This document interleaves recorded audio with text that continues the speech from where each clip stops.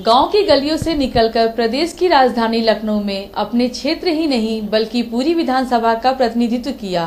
कद ऐसा बढ़ा कि पार्टी के लोग पार्टी का चाणक्य कहने लगे। लेकिन कहते हैं कि पद और कद समय समय पर बदलते रहते हैं और इस नेता के साथ भी कुछ ऐसा ही हुआ। राजनीति के चाणक्य ने अपने पार्टी के मुखिया को लोकसभा चुनाव में दांव पर लगा दिया। नमस्कार, मैं हूं संगीता राय और आप देख रहे हैं पूर्वांचल एक्सप्रेस न्यूज का वेब पोर्टल।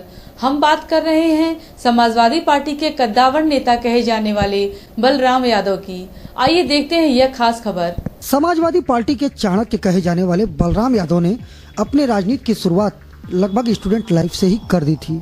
1978 में ब्लॉक प्रमुख चुने जाने के बाद तो जैसे बलराम यादव का रास्ता खुद ब खुद खुलता चला गया। कद इतना बढ़ा कि विधायक बनने के बाद कई बार प्रदेश सरकार में मंत्री पद का दर्जा भी मिला और लोग बलराम यादव को समाजवादी पार्टी का चाणक्य कहने लगे। लेकिन कामयाबी के साथ जिंदगी में और भी चीजें आती जाती रहती हैं। कुछ लोगों का यहाँ तक कहना है कि बलराम यादव ने अपने आगे किसी को नहीं बढ़ने दिया और ना ही किसी की चलने दी। शायद यही वजह रही कि 2014 के लोकसभा चुनाव में आजमगढ़ की सदर लोकसभा सीट पर खुद मुलायम सिंह यादव को चुनावी मैदान में उतरना पड़ा। उस दौर के एक बड़े समाजवादी पार्टी नेता की बात करें तो 2014 में लोकसभा का टिकट समाजवादी पार्टी से बलराम यादव को मिलने वाला था। लेकिन बलराम यादव यह चीज जानते थे कि यदि वह चुनाव लड़ेंगे तो हार जाएंगे। दूसरी तरफ यह भी कहा गया कि बलराम यादव को यह मंजूर नहीं था कि आजमगढ़ की सदर लोकसभा सीट पर कोई अन्य प्रत्याशी जो आजमगढ़ जिले का हो वह चुनाव लड़े, क्योंकि यदि वह प्रत्याशी लोकसभा का चुनाव जीत जाता तो बलराम यादव का कद पार्टी में घट सकता था। लिहाजा उन्होंने मुलायम सिंह यादव के कानों तक यह बात पहुंचाई कि आजमगढ़ में उनके अलावा चुनाव जीतने की कुवत शायद किसी में नहीं है, क्योंकि मोदी की लहर चल रही है और सामने रमाकांत यादव को टक्कर देना है।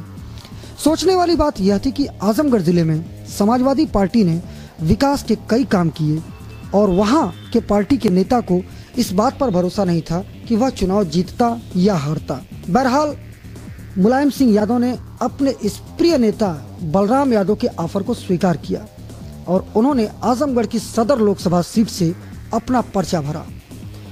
मुलायम सिंह यादव की आजमगढ़ से चुनाव लड़ने की खबर जैसे ही सियासी गलियारे में पहुंची, एक खलबली सी मच गई। समाजवादी पार्टी को यह विश्वास था कि पार्टी के मुखिया और आजमगढ़ में विकास की गंगा बहाने वाले मुलायम सिंह यादव जहां भारी मतों के अंतर से जीतेंगे, वहीं आजमगढ़ में एक समाजवादी पार्टी नया इतिहास रचेगी। लेकिन चुनाव परिणाम कुछ अलग नजर आए और वह था जीत का अंतर, जो बेहद चौंकाने वाला था।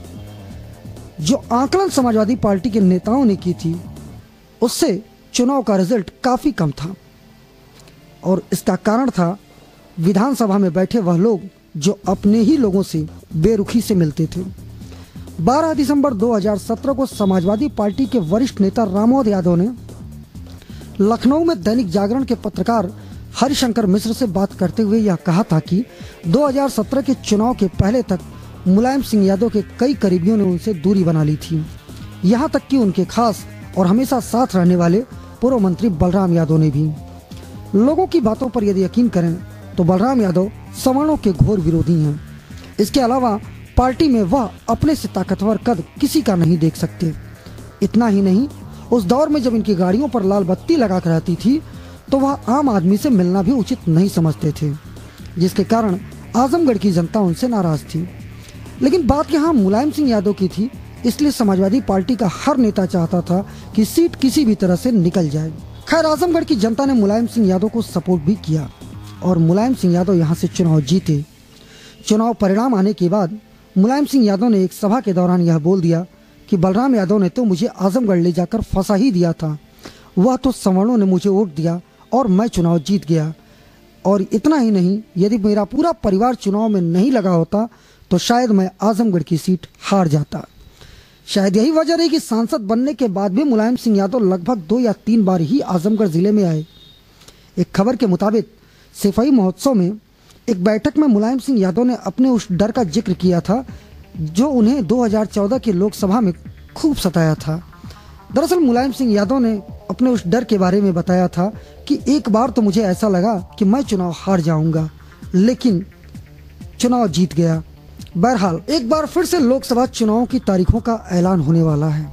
देखना यह दिलचस्प होगा कि 2019 के लोकसभा चुनाव में समाजवादी पार्टी का यह चाणक्य अपने गढ़ में किसकी नैया पार लगाते हैं। क्या आजमगढ़ से 2019 के चुनाव में बिना मुलायम सिंह यादव के परिवार से किसी व्यक्ति के चुनाव लड़े सदर लोकसभा की सीट समाजवादी पार्टी के खेमे में बरकरार रहती है?